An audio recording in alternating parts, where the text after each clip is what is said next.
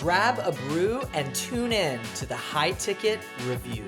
In each episode, you'll get a rewind of the misses, makes, and definitely magic of live high-ticket sales calls from a veteran sales consultant, Will DeShazo, who has held more than 15,000 calls and trained multiple 8-figure companies, all while developing a simple winning framework to close your next call.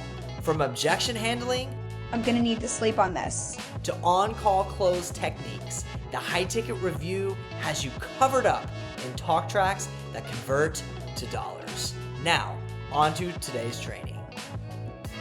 All right, if you're like any of the high ticket coaches that I coach and that I work with, you probably get frustrated in the discovery portion of your call because the questions you ask lead in dead ends, meaning your prospect that you're talking to either doesn't respond well or gives you a short and like super quick answer, right? Or they just sit there in like this super awkward silence and they don't respond back. And then things get weird and then you really don't enjoy the conversation, right? This happens often. And the reason for that, for the most part, is that you're asking the wrong question. That's not your intent. That's not your heart. But ultimately, you're probably asking the wrong question, right? So a good example of this, I have a lot of people that I work with that'll ask a question like, so what other solutions are you evaluating today? Or, so what else are you trying to do today to fix this? Or, so who else are you maybe interested in potentially hiring to fix this problem, right?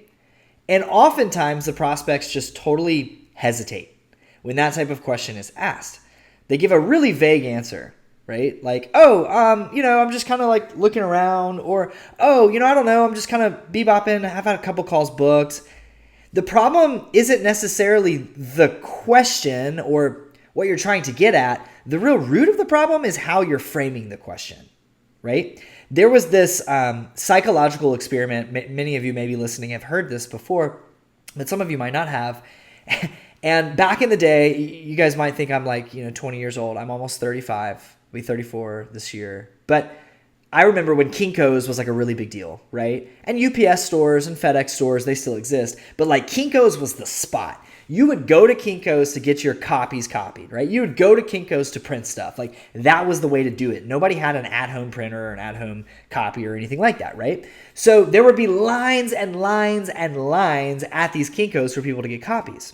So back, I think this was like in the early 2000s, researchers tested how people wait in line to use a photocopy machine would respond to 3 different requests of someone jumping in line, right?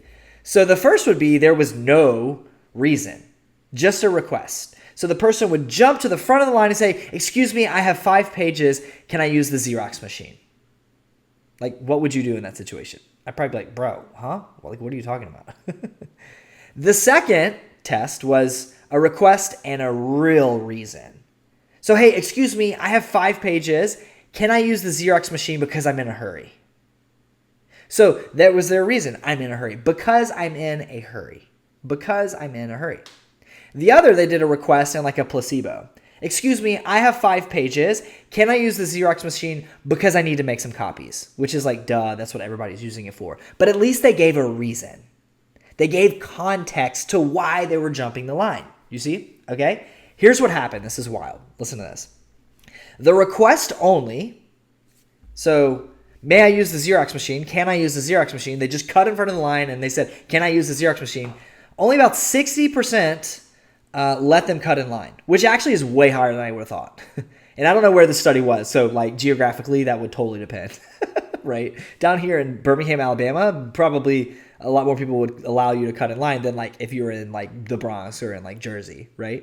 So request only 60%. Request and the real reason, 94% of people let the person jump in line. 94% of people let them jump in line. And the request and the placebo reason, which was just, I need to make copies, 93% of people let them jump in line. So it kind of shows it doesn't even matter what the context is or what the reason is. People are open to it. if you give them the reason. People are far more likely to say yes when given a reason or given more context, even if it doesn't add any new information to them. So here's the lesson here. You've got to add context before you ask. So when you're asking discovery questions, especially some that require some trust, like, hey, what solutions are you evaluating? Or, hey, where else are you looking for people to solve this problem with you? Adding context makes a really big difference. So, like, here's a couple of examples of how you could tweak this. A bad question without context is, so which solutions are you evaluating today? That's a bad question. A good question with context would be, hey, there's a lot of companies, there's a lot of folks that I speak to who are considering competitor A, competitor B, option A, option B, right? Because of, insert a specific reason here. Are those on your radar or are you looking to something else? You see, you just added context. And then they're happy to spill the beans on whatever else is going on, right? Adding context to your question makes it feel way more natural, way more conversational, way far less intrusive, and it truly demonstrates that you understand the prospect's world. You live in it, and that only builds trust even more. It opens the door to more honest answers, to reveal more truths behind your prospect's current situation. And more information of your prospect's current situation allows you a much greater chance to close the new business, right? So here's another example. Who's involved in your decision-making process? Like, that's a terrible question. That creates all sorts of barriers. It's sticky, it's icky, it's nasty. Like, I really hate that question. Here's a good example of, like, with context. If you're talking to a business owner, right? Hey, usually when I work with teams like yours, I see there's a CFO and a CMO that are usually involved in decisions like this. Does that line up with your team, or is your process a little bit different? You see, now I'm relating to them and they're like, oh yeah, for sure, my CMO is a big piece of this. Or no, as a CEO, I make executive decisions with our company. And then you're like, great, there's no other decision maker needed. I can pitch as normal. Okay? So adding context is such a big deal. If you want to get better answers to your discovery questions, if you want more information to leverage that information to increase the chances of you closing a new deal, get more context, right? With your questions, bring in context. Because look at that, 60%, only 60% of people, which I still think is a really high number, were able to jump the line. But when they added context, even if it was just so I can make copies at the copy maker, 93% of them went through. That's a 33% increase. That's nuts. That's crazy. So all you got to do is add a little bit more flavor, add a little bit more context, be a little bit more closed, not quite so open-ended that you overwhelm your prospect, a little bit more zoomed in, and you're going to get the answer that you're really looking for here, okay? Hopefully this is helpful. Go leverage this on your discovery calls this week, and we'll see you on the next episode. All right, you just listened to the High Ticket Review, and by the way, this podcast is completely supported by you, a high-ticket closer, business owner, or salesperson. So make sure to smash that subscribe button to close higher dollar deals faster. And don't forget, go implement what you heard today. Opportunity is right around the bend on the other end of every single call that you take. See you next time.